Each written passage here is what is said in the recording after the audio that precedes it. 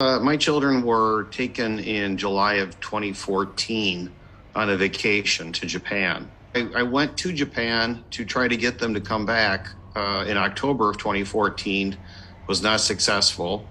And that's the last time I actually got to see my children, hold my young children's hands, put them on my lap, carry them on my shoulder.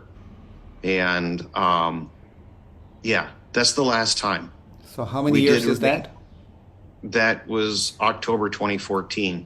So for 8.5 years, close to it. Yes. You have not seen your children? I have not seen my children since then. And how many children and how old were they at that time and how old? I have 2 sets of twins, and my oldest set of twins are boys, and they were 11 and a half when they were taken, almost 12 when I saw them last. And my youngest set of twins are a boy and a girl, and they were 6.5-ish. And yeah, so those are the ages. Okay. Did they communicate with you from Japan? Did your son write to you, or what happened? Can you explain? When they first got there, we did a lot of FaceTime, and a couple of times a week. And then when the longer they were there, the communication got further apart, and the individual communications themselves or sessions on FaceTime got shorter and more hurried. And it was quite obvious in talking to them that since we're on video, you can see what I'm doing. But when they were talking to me, they'd look at me and they'd keep doing this. Yes. So so it was pretty obvious that they were being watched. Yes. Or monitored, and very uncomfortable and not very forthright. Yes. And then suddenly in August of 2015, they stopped talking to me altogether, wouldn't take calls, didn't want to FaceTime. And that was the beginning of no contact. Got it.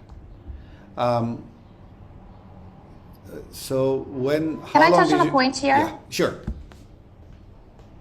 So I think this really goes to show something important. Some people will assume if your children are abducted in any country, they'll turn 18.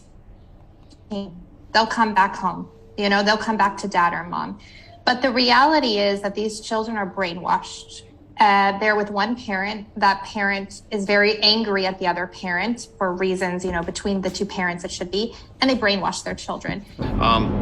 One of my older sons, shortly after being brought to Japan, sent me a note on a little recipe card, and it was scribbled, almost looks like a ransom note, to be quite honest.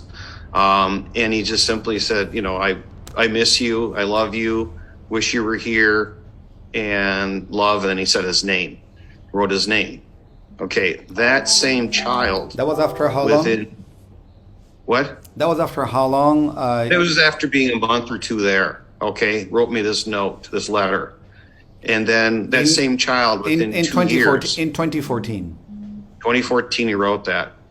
And in court filings, I have a letter filed as part of the discovery or affidavits, evidence in our court hearings, that same child wrote a letter to the U.S. Embassy in his name saying that I'm no longer his father.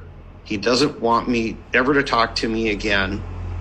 And he's begging the U.S. government to make me stop, and he wishes I was dead.